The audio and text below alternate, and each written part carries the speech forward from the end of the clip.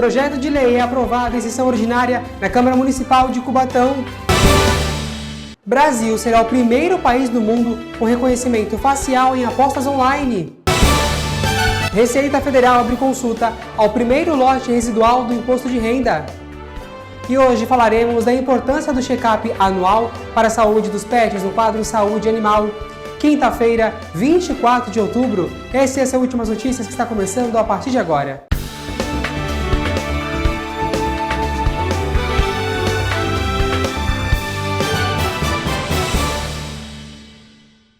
Olá, boa noite para você. Em sessão ordinária da Câmara Municipal de Cubatão, mais um projeto de lei foi aprovado. Quem te conta e traz os detalhes é o repórter Washington Luiz. O projeto de lei, de autoria do vereador Alexandre Mendes Topete, foi aprovado em segunda discussão pelos parlamentares da 38ª sessão ordinária. O PL dispõe sobre a fixação das informações em braille contidas em gôndolas de padarias, supermercados, estabelecimentos comerciais e similares do município de Cubatão para atendimento aos portadores de deficiência visual. No artigo 2º do PL, as etiquetas deverão estar expostas em local de fácil acesso para o portador de deficiência visual ou de seu acompanhante, contendo o nome do produto, quantidade e preço. No parágrafo único do PL, micro, pequenas e médias empresas ficam dispensadas da exigência da lei, caso um de seus funcionários acompanhe e atenda o deficiente visual. Muito importante, Washington, esse projeto de lei para os deficiência visual, que vem atender nos comércios, só que deixando bem claro que esse projeto não vai atingir pequenas e médias empresas, desde que tenha um funcionário para poder fazer esse tipo de serviço, para poder ajudar eles cada vez mais, as pessoas que tenham deficiência visual. E foi aberto hoje pela Receita Federal a consulta ao primeiro lote residual do imposto de renda. Foi aberto nesta quinta-feira a consulta ao lote residual de restituição do imposto de renda. Os valores a serem pagos é para quem caiu na malha fina em anos anteriores e acertaram as dívidas com o leão. Para quem tem interesse, a consulta está disponível por meio do site do Fisco. De maneira online, a página oferece orientações e canais de prestação de serviços, permitindo a consulta de maneira simplificada ou completa da situação da declaração por meio do extrato de processamento. A Receita Federal também está disponibilizando aplicativos para smartphones que permite consultar diretamente na base da Receita Federal. O dinheiro será depositado nas contas dos contribuintes no dia 31 de outubro. Com isso, mais de 264 mil contribuintes serão restituídos. Nosso país é o primeiro do mundo com a seguinte novidade: o reconhecimento facial em apostas online. O Brasil é o primeiro país do mundo a adotar reconhecimento facial nas apostas online. A medida está em fase de teste e será obrigatória a partir de janeiro de 2025. Um dos principais objetivos é prevenir fraudes e impedir apostas por menores de idade. Responsável por concentrar 75% do mercado nacional de apostas, o Instituto Brasileiro de Jogo informou que a tecnologia já está em fase de integração nas plataformas associadas. De acordo com o Instituto, a solução será similar à adotada pelas instituições bancárias. Em alguns momentos do processo de aposta, será verificada a autenticidade do uso e também das informações cadastradas. Se houver alguma inconsistência nas informações, automaticamente haverá bloqueio do usuário. Além disso, o reconhecimento facial impedirá operações por fraudadores e também por hackers, que usam celulares para fazer apostas em nome de terceiros. E olha, mais de 4 milhões de inscritos estão confirmados para o Enem, o Exame Nacional do Ensino Médio. São mais de 600 mil só em São Paulo, mais de 390 mil em Minas Gerais e mais de 370 mil na Bahia. Desse total, 1.600.000 estão concluindo o ensino médio neste ano. Mais de 60% das inscrições são de mulheres. E lembrando que em breve você vai acompanhar aqui no Últimas Notícias uma série de reportagens especiais sobre o Enem e as provas serão aplicadas nos dias 3 e 10 de novembro. Atenção você estudante que deseja se qualificar de maneira gratuita e online, a Univesp está ofertando mais de 370 mil vagas de cursos. O programa Oportunidade Já da Univesp está com vagas abertas para 68 cursos, workshops e treinamentos, tudo de forma online e gratuita. As opções são para vestibulandos, estudantes e qualquer cidadão que queira se profissionalizar. Os cursos são gerenciados por empresas privadas, organizações da sociedade civil e órgãos públicos. São 370 mil vagas para todo o Brasil. Entre os cursos oferecidos estão turismo, logística internacional, gerenciamento de processos e tecnologia da informação. A ação tem por objetivo qualificar o público em geral para facilitar a inserção no mercado de trabalho. As vagas podem ser acessadas por meio do endereço univesp.br. Muito bem, da oportunidade de estudo, agora nós vamos para as oportunidades de emprego com as vagas do PAT. O PAT de Cubatão está com 31 vagas disponíveis, sendo 8 para técnico em química, 5 vagas para eletricista de força e controle, 4 vagas para funileiro traçador e 4 vagas para auxiliar de serviços gerais e 3 vagas para eletricista de manutenção. Os interessados nessas e nas outras vagas disponíveis devem comparecer no PAT com currículo atualizado em mãos e contendo CPF amanhã, sexta-feira, das 9 da manhã até 1 da tarde. Caso você queira se inscrever para mais de uma vaga, leve a quantidade de currículos necessária mediante as funções que você deseja se candidatar. O PAT Cubatão fica na rua Dr. Fernando Costa, 1096, na Vila Couto. Um estudo revelou o número de quantas mulheres brasileiras faziam tratamento de menopausa com especialistas. Mesmo fazendo parte da vida de milhares de mulheres brasileiras, a menopausa ainda é um assunto pouco discutido. Um estudo apontou que no Brasil, apenas 50% das mulheres fazem algum tipo de tratamento. Ao falarmos dos sintomas da menopausa, algumas mulheres podem até encará-las como problemas de saúde. Mas, na verdade, a menopausa não é uma doença. A ginecologista especialista no assunto, Patrícia Magier, explica o que é a menopausa e quais são os principais sintomas que nós, mulheres, podemos enfrentar. A menopausa é um conceito do tempo. É 1 ano da parada da sua menstruação e ela se caracteriza pela falência da produção dos hormônios femininos pelo ovário, estrogênio, progesterona e testosterona. Os principais sintomas da menopausa são os calores, ganho de peso, irritabilidade, alterações de humor, alteração do sono, baixa da libido. Então, são sintomas muito característicos da queda desses hormônios que são produzidos pelos nossos ovários. Doutora Patrícia fala sobre a idade em que a menopausa pode aparecer e algumas das causas que fazem ela chegar antes do tempo. A idade média da menopausa aqui no Brasil é em torno dos 50 anos, mas temos várias variáveis que podem estar interferindo com isso. Mulheres que usaram anticoncepcional durante muitos anos, mulheres que fazem cirurgia, que tem a retirada desses ovários. Existem casos de mulheres com menopausa precoce por conta de estresse ou que foram submetidas a tratamento de fertilização in vitro e também podem precipitar essa menopausa.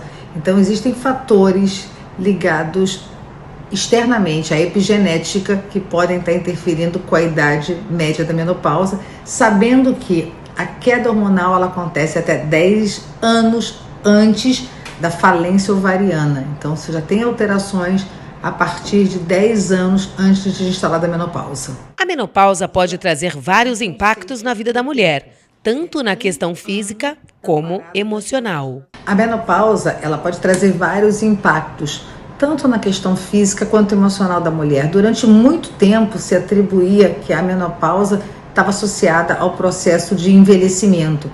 Além das alterações que a queda hormonal pode trazer no âmbito emocional, como angústia, depressão, baixa autoestima, no momento que ela ganha peso, pode comprometer muito nas suas relações sociais por conta da alteração de humor, irritabilidade, impaciência, na baixa de libido, comprometendo os seus relacionamentos. Então, a menopausa, quando ela não é tratada, a falência hormonal, ela impacta diretamente essa mulher. Por isso, muito importante falarmos do assunto e incentivar essas mulheres a se tratarem, especialmente se não houver contraindicações a fazer a reposição hormonal.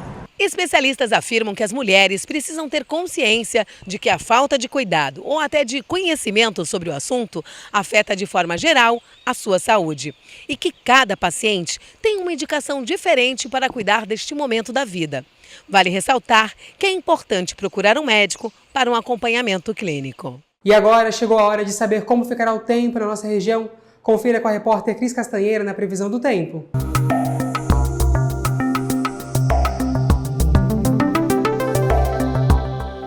A sexta-feira será de sol pela manhã, com nuvens aparecendo no decorrer do dia. A previsão de garoa para o final da tarde e à noite. Os termômetros sobem com mínima marcando 23 e máxima 32 graus. Os ventos são moderados durante todo o dia e a umidade relativa do ar fica entre 68% e 97%.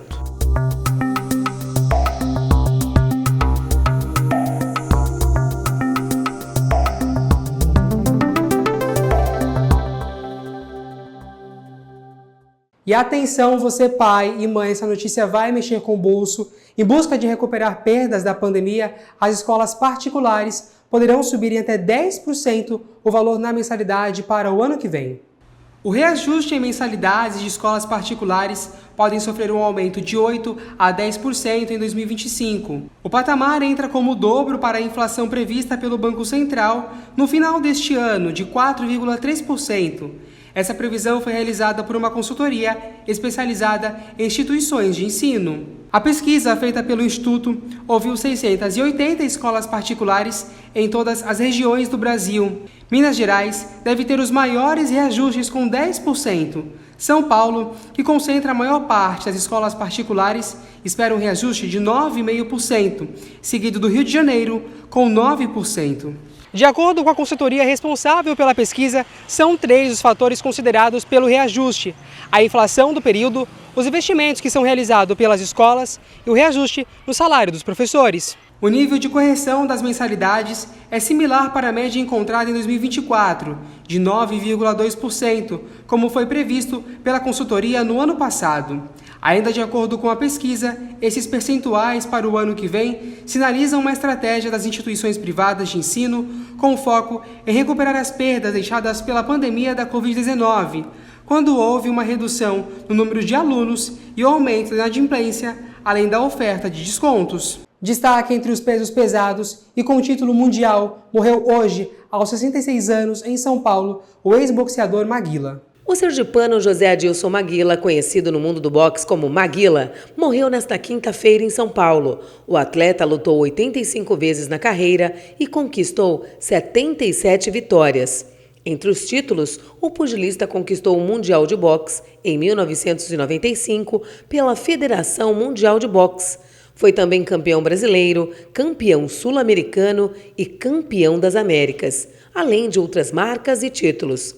De todas as vitórias de Maguila, 68 foram por nocaute. Maguila atuou nos pesos pesados por 17 anos como profissional e, entre as lutas de destaque, enfrentou na carreira Evander Holyfield.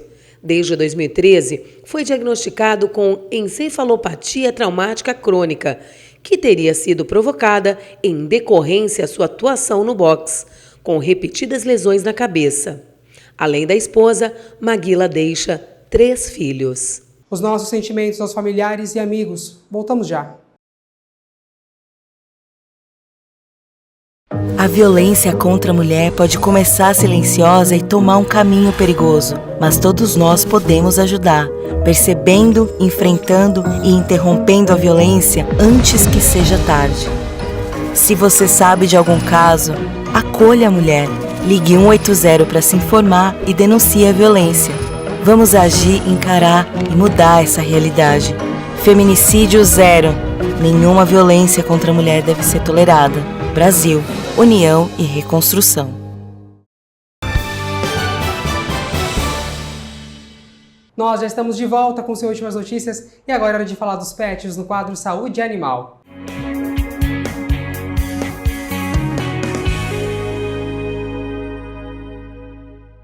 Eu recebo no estúdio a veterinária Tati Arik, que vai falar pra gente sobre a importância do check-up anual dos pets. Tati, muito obrigado pela sua participação. Seja bem-vinda, uma boa noite para você. Boa noite, eu que agradeço o convite. Muito obrigada. Então, Tati, para a gente começar a primeira pergunta aí, qual a importância, né, de que os tutores façam esse check-up anual para a saúde dos pets? Sim, é muito importante que com o check-up anual a gente consegue detectar doenças previamente. Então, o que acontece? A gente garante aí a sobrevida do animal, né? Uma segurança maior para ele. Então, é muito importante esse check-up, passar pelo clínico, passar por uma consulta. O veterinário vai fazer uma avaliação clínica e vai ver os exames específicos que o animal vai estar precisando fazer, dependendo da fase da vida. Tati, os exames, eles necessariamente têm que ser anuais ou tem que acontecer de forma mais curta, né, por tempo, variando de raça, ou isso não interfere, não indifere? Olha, eu como médica veterinária, eu gosto pelo menos aí de realizar esses exames a cada 6 meses. Eu acho muito importante, assim como a gente precisa estar realizando esses exames rotineiramente, eu acho que para os pets a cada 6 meses tá um bom prazo, aí, um bom período. Em relação aos filhotes, né? Assim que eles nascem, tem os primeiros medicamentos que eles começam a tomar, já tem que passar por alguns exames? Como é que funciona com os nossos bichinhos ali recém-nascidos também? Então, a gente na clínica, a gente tem um protocolo. No primeiro atendimento, a gente realiza pelo menos um hemograma, um exame de sangue para a gente ver se o animal está apto a tomar vacina, aí a gente já vermifuga e já faz toda a orientação, já realiza toda a orientação ao longo aí, pro longo da vida do animal. Mas a gente sempre pede, exame é muito importante para dar uma direção pra gente, para saber se tá tudo bem, né? E que fase na vida do pet é essencial aí pedir um check-up geral, tem esse momento? Tem alguns pets hoje em dia nossos que a gente está bastante apegado, mas eles já estão mais velhinhos, né? São para esses pets, são para os novinhos, para a meia-idade. Como é que funciona em relação ao tempo de idade, Tati? Eu acho, é o que eu digo, meu protocolo, durante toda a vida do animal é importante. É claro que quando o animal vai ficando mais idoso, a gente tem que intensificar os exames, né? De repente, a cada 4 meses, um exame de coração, um exame de sangue, então um raio-x, e o acompanhamento, acredito eu, que tem que ser mais intenso, né? Sem dúvida. Tati, tem muitos pets que vivem ali no quintal de casa, né? No corredor, não vivem dentro de casa. Para esses pets, para os tutores que não levam esses pets para o veterinário, para um check-up geral, né? Qual o risco que esse pet está correndo durante esse período de vida? Tanto para o pet que vive dentro de apartamento, quanto para o que vive no quintal, é importante a gente estar fazendo essa consulta de rotina. Por quê? Consulta, o check-up anual, porque tem que atualizar as vacinas, né? Anualmente tem a vacinação, tem a vermifugação, tem a prevenção contra a pulga, carrapato, que transmitem doenças também. A gente vai fazer a avaliação do coração. Então, o que eu digo para você é um ultrassom abdominal, para ver se tem a presença de um tumor, se não tem. Então, tanto para um quanto para outro, todos os pets precisam desse check-up, passar por consulta, passar pelos exames. Isso é muito importante, porque qualquer alteração, a gente detectando desde o começo, a possibilidade de melhora é muito grande. Então, por isso que se torna necessário em todas as fases da vida, sim, e também para os pets que estão no quintal, que estão dentro de casa, ou que vivem em abrigo, para todos. Então, fico alerta aí para você, tutor, né? Agora, Tati, acredito eu que você recebe vários tipos de casos aí na sua clínica, com diversos pets também, né? Quando que você percebe que um pet que acabou de chegar ali precisa de um check-up, né? É uma doença simples, uma doença grande? Qual o momento que você fala, opa, eu preciso que esse pet aqui me entregue todos os exames para eu saber como é que está a saúde dele? A gente vai detectar isso diante da consulta, né? Na consulta a gente faz uma avaliação clínica, então a gente faz palpação dos membros, a gente afere a temperatura, a gente faz a ausculta do coração. Então aí nesse momento a gente vai perceber se o animal tem alguma alteração que possibilite a gente fazer algum exame, o raio-x, ou o animal está com um pouco de falta de ar, ou muito cansado, opa, pode ser um problema no coração, um problema pulmonar. Então, baseado nisso, nesse atendimento clínico, a gente faz o direcionamento para o pedido dos exames. O animal está ofegante, pode ser dor, ele já é velhinho, está mancando, está claudicando da patinha. Então, baseado nesse geralzão que a gente faz no atendimento clínico, a gente direciona para os exames. E como esse check-up geral pode auxiliar a prevenir doenças que muitas vezes são silenciosas, que os tutores não imaginam, mas que os pets ali, né, que diferente da gente não consegue falar, está aportando ali com ele, é quando ele começa a ficar quietinho? Quais são esses sinais, Tati? Muito importante o tutor em casa. Seu animalzinho já está diminuindo o apetite, não está comendo, está um pouco apático. Às vezes o tutor acha que não é nada. É porque um dia está quente, porque ele está calor e está frio. Então é importante, desde o primeiro sinal, o tutor levar para o veterinário. Porque, de repente, foi o que eu falei, uma doença do carrapato. O animalzinho pode ter alguma alteração e a gente já... No exame clínico, vamos fazer hemograma, depende, e já pega alteração no começo. Porque se você deixa isso passar, esses sintomas, eles podem piorar, né? E o quadro agravar. Então aí a possibilidade de cura é menor. Então é importante sim, já levar desde o primeiro sinal, ou um cansaço, ou o animal está mancando, ou não está comendo, já levar para o veterinário para a gente já direcionar esse check-up aí, de repente já faz um geralzão e já vê se está tudo bem. Ele vai entrar, então, como forma de prevenção, né? Muito importante realmente prevenir. Sim. Você falou agora um pouco sobre vacinação, Tati. Quão é importante aí para os tutores que vão levar os pets ali no veterinário estar com a carteira de vacinação em dia? Acredito eu que assim como para nós, né? Para os pets também é importante ter a vacinação em dia? Sim. A partir dos 45 dias a gente já consegue aplicar a primeira dose de vacina, a primeira dose de virose, né? Então aí o veterinário vai orientar, porque existem muitas doenças que são mortais, né? Que o pet pode não sobreviver, doenças graves, inclusive doenças que podem ser transmitidas para a gente, zoonoses. Então todo cuidado é pouco. Quando você tem o pet, você tem que vermifugar, né? Existem vermes também que podem ser transmitidos para a gente. Então várias doenças, então para isso a gente tem esse check-up, o mais importante, passar periodicamente por consulta veterinária, que ali a gente faz todas as orientações em relação ao ambiente, alimentação do pet, a vacinação anual, e é para o resto da vida. Vermifugação para o resto da vida. Isso protege a gente, protege os pets, então é muito importante. Realmente, extrema importância, né? Os dois ali estarem em dia com a saúde. Agora falando do lado emocional dos pets, esse check-up, ele pode também ajudar a prevenir doenças emocionais para os bichinhos? Sim, com certeza. Primeiro a gente faz uma triagem para realmente saber se o animal não tem nenhum probleminha de saúde e tudo.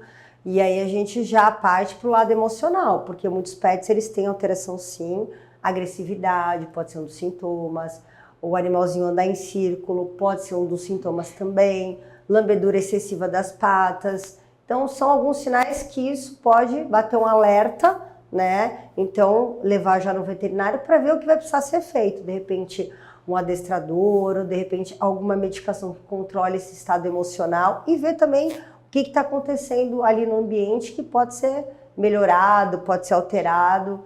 Então isso tudo é importante. Saúde emocional é muito importante também o tutor observar, porque pode ser tanto problema de saúde ali, né? Precisa de uma medicação ou de um exame mais específico, ou como ver esse lado emocional. Então, você costuma receber bastante casos de saúde emocional do pet? E aí trata com medicação ou da forma que você falou mesmo, observando ali o comportamento a poder mudar hábitos? A brincadeira para o pet acaba ajudando nesse caso? Brincadeira, sim. Às vezes o animal precisa passear, ele precisa ali se exercitar. Então é muito importante essa atenção para o animalzinho, né? Levar para passear, fazer uma brincadeira, enriquecer o ambiente com brinquedinhos, gatos com arranhador. Então isso se torna muito importante até para aliviar o estresse do animal, porque às vezes o animal ali confinado, muito tempo sem sair, ele fica muito estressado, né? Igual a gente.